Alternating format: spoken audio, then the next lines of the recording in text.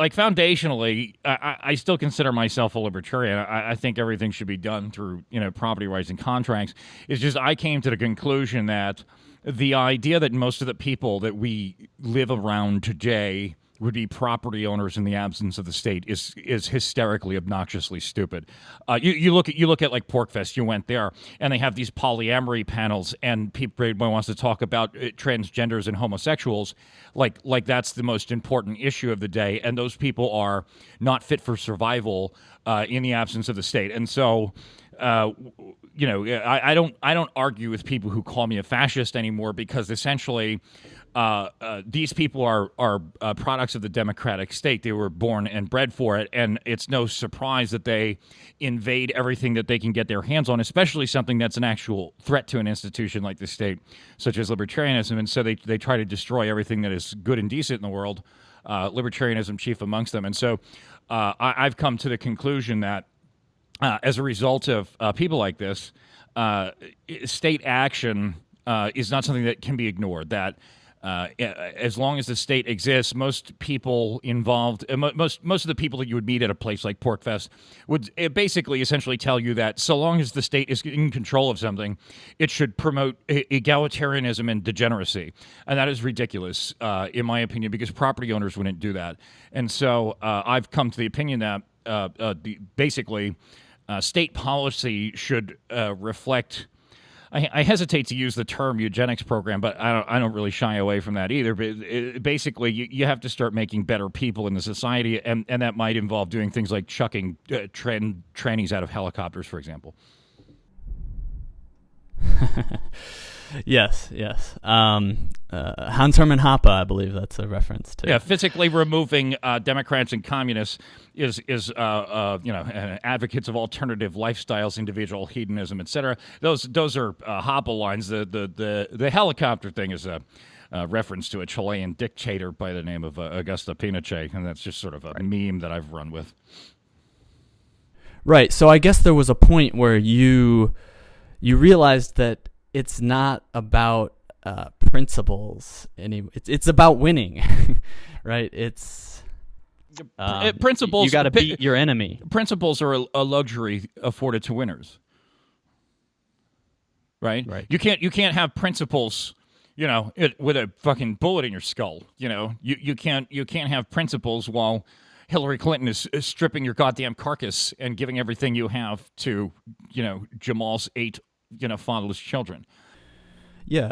And you can't have, the self-ownership principle when some people are objectively much, much worse at owning themselves than other people, and they can, lord this huge mass inclusive democracy onto other people. Well, yeah, if everybody is, the nature of a hyper-inclusive mass democracy, as I like to call it, is that the people participating in that institution, all claim some ownership over everyone else and basically simultaneously abdicate all responsibility for their own behaviors. And so that's not, I would like to think that that's not, factually true in a sense. I don't think that that's like an objectively moral premise or something. But it is the functionality of the thing. And so, like, for example, the idea that you can't use violence against someone just because they have different political ideas than you runs pretty common throughout our society, and especially in libertarian circles. But I don't believe that freedom of speech is possible in a place where your advocacy results in me being imprisoned, robbed, and murdered.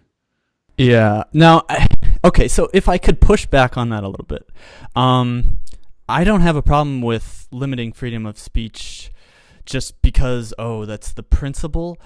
But my fear would be that if you do a bad job of limiting freedom of speech, then what's going to happen is exactly what happened with the alt-right, but for the left. They're going to go underground and they're going to bide their time. To some degree, this is what happened, like in the 50s and 60s. And they're going to go underground and they're going to, build their base, and they're gonna have that resistance and they're going to be the revolutionary ones. And there is some kind of power in that, I think. So I think you have to be careful if you're throwing around this zipper on people's lips I would go so far as to say I don't take it lightly, right? But I would go so far as to say that they are, at the very least, LARPing as precisely what you're describing what they might be in the future. Donald Trump won the election, and you had people running around screaming, there will be casualties on both sides. We need a revolution of illegal immigrants in the United States. You just had Jorge Ramos on Tucker Carlson like a week or two ago talking about a demographic revolution, a Latino revolution of foreigners coming into the United States to overthrow the government of the United States, and then telling me that I'm a racist if I call that an invasion. This is already happening, And so, if Hillary Clinton had become president of the United States in 2017, you could be certain that if she had a Democratic Congress to help her do it, and perhaps even if she didn't, they would do everything in their power to regulate things like hate speech, right? And that is the problem, right? So you have on one side you have the Democrats want to start legislating against things like hate speech. Now, of course, that is already the case in Germany and Sweden. You can't criticize immigration policy without suffering the consequences of the democratic state. In the United States, the next time Democrats gain control of the levers of the federal apparatus, they will certainly impose this on us as well. And of course, the way that is done is intentionally ridiculously vague, as anybody who's ever been denied an advertising deal for that reason can tell you. And so they are purposely creating a scenario where there's just this boogeyman who will run around and crush you if you say something that the Democratic Party disagrees with, is what hate speech laws are.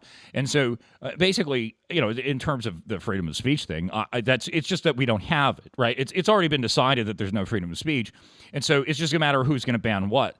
And I would say that if it was politically, I don't think it is, but if it was politically feasible to ban communist propaganda with all the looseness and vagary that existing hate speech laws have, just to terrorize leftists, to make it a scary world for them, that the government will just come and destroy them the way they've been doing to us for a century, I think it'd be positive, frankly.